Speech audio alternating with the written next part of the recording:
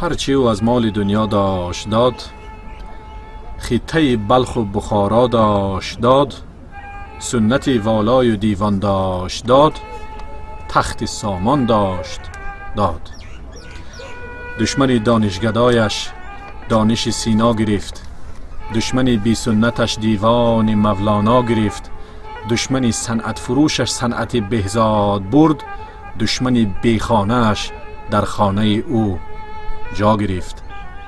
داد او از دست گرز رستم و سهراب را، بربران ناتوانی را توانا کرد او. نام خود را همچو گوری رودکی از یاد برد، قاتلان خیش را مشهور دنیا کرد او. قامت کوتاه منقیط از کنار قلعه اهل خراسان شد بلند، پستی صحرای قیپچاق از بلندی بدخشان شد بلند. خلق تاجیک خلق ارمان، آب در چشم چون یتیمان، در لبش خشم چون اسیران. از وطن تا بر کفن هر بود و نابوده که بود، بر وطن طلب و کفن طلبنده ها بخشید و داد. دشمن درویش خود را شاه و دارا کرد و خود درویش شد. در میان تنگ چشمانی که در چشمانشان سالهای تنگی را می دید او، گه در آتش گه در آب خود به خود با سوختنهای منار سغدیانش سوخت. با خراب آبادی دیوار و در افراسیابش شد خراب. لیک لفظ مادریش همچون نام مادرش، در زبان و در دهانش ماند. هر سخن چون شیر مادر سخت شد، در استخوانش ماند.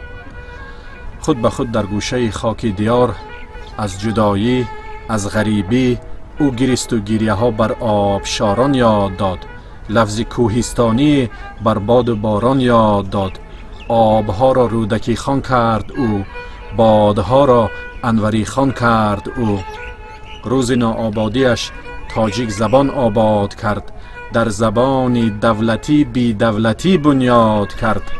دولتی از حرف وزنین، دولتی از شعر رنگین، از چنان شعری که هر یک مصرعش چویه از خاک سربازان اوست، پاره از نور زردشتان اوست.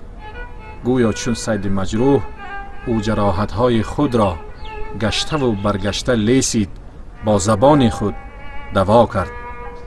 در سرایش تاجیک از بخت نگون، گرچه با گبر و مسلمان هم سرا بود، هم رسول و هم خدا بود، در زبان اما جدا بود.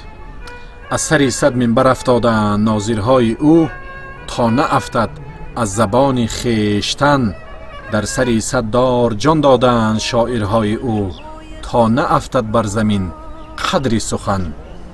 در حد و سرحد شناسی جهان، سرحد تاجیک زبانی تاجیک است. تا زبان دارد وطندار است او، تا زبان دارد بسیار است او. باکنه گردآوری گم کرده است، یا امید سروری گم کرده است. زهر بادا شیر مادر بر کسی کو زبان مادری گم کرده است.